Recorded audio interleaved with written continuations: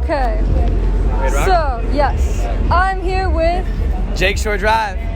And so we're just going to get right into it. So, being from Chicago and getting to play in your hometown at a festival, what does that mean to you? Man, it means literally the world, but I don't even know how to describe it because it's been such a long time coming, and I can't thank the people of Chicago and everybody that's been rocking with me on this journey for so long, and it's kind of, it's grew into something bigger than I could have ever imagined. So I'm just thankful. I'm very grateful and thankful because without the people of Chicago and people actually all over the world now at this point, it's without them this wouldn't have been possible. So it's a great feeling. Yes, and then what is your favorite track to play live? Right now, I think one of my favorite tracks to play live is my About Damn Time remix. It's That's a banger. Yeah, it just bangs, man. And like the thing is, it's like I do it for the ladies, right? The girls love that song, and I feel like that's one that always gets the people going because everyone knows the dance and shit. So that is a really big one I like to play right now. And DCFW from Sosa.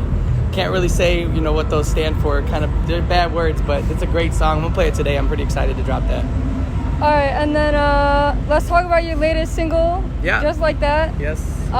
What all went into creating that? Oh man, Just Like That was actually co-written by me and a friend named Teague. He goes by Mamba, out in Arizona, and we really just wanted to give a funky vibe, but an ode to like the Chicago '90s sound. But just keep it 100 with it. I wanted it to bring that nostalgia piece to it, but also be something that you could just groove to and smacks. I'm actually going to be opening up with it today. I have like a very special custom intro that's going to be riding right into that, and I feel like it's also a crowd pleaser. It's one of those songs that kind of tells the crowd what to do, front to the back. So it's got a little attitude.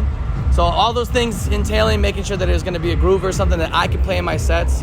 Those are the things that I think about when I'm trying to make stuff like that. But I knew I wanted to be influenced by that 90s sound that's kind of really popping right now. So. Oh yeah. Okay, and then you also have like 85,000 TikTok followers. So is there any advice that you give to anyone like about social media? Yeah. Like posting like that? Absolutely. I'll keep it short and sweet. Especially now with TikTok. You can cringe at it or not. I still do sometimes myself, but the fact of the matter is like it is the only place in the world right now where you can reach people that you don't know and that don't know you on a massive scale without having to pay anything. So I think as an artist, we all know that a lot of this stuff comes out of our pocket, and it's our hard-earned money that's going back into our business and kind of hoping for something big. You don't have to pay for TikTok. So what I will say is just start. For any artists that are on the fence and don't know where to go, just start. And if you don't know where to start, hit me up. Your most played track, Rock Your Hips, did you think it was going to go as well as it did? Hell no. That's great that you asked that too. Rock Your Hips was never supposed to even come out. I was making it as kind of like just like a remix edit, and it was kind of like a whip, so work in progress for anybody at home doesn't know what that means. And I started like, just DMing other producers that I really fucked with, and I asked them to listen to my music, and then I sent this one to Mike and Me, who's a big producer out in Croatia, and he saw that one and heard it, and he's like, that's that bass line. I want to work on that one with you. So we did. He polished it off, and then again, TikTok is what blew it up. Like I posted one little random clip of me dancing to it at the club one day. I remember seeing that. Yeah, and next thing you know, I put my phone down. Next thing you know, it's at like 150,000 views or some crazy shit. And I'm like, here you go. That's what I'm saying. Just start. Put your shit out there. I think some producers are so caught up about being signed to labels, which of course being signed to labels is great distribution, great connection, great notoriety. And I would love to be signed to any and every label.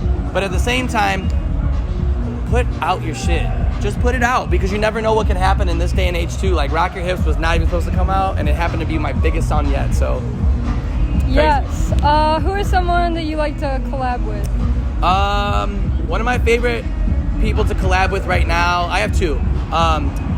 Cat by the name of Luso out in New York City. He's really good at remixing tracks. He's remixing a lot of the old 2000 and like 2012 like EDM big room tracks.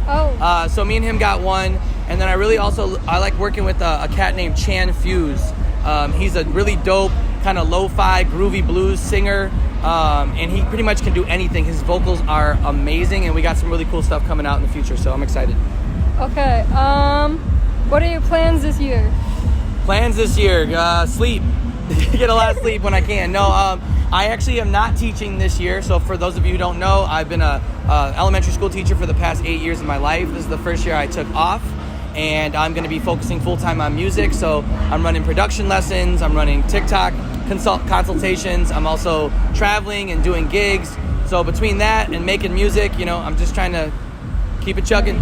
So big plans right now. Like I said, I'm traveling, about to do some college circuit stuff, and hopefully rack up some more festivals coming next year. So.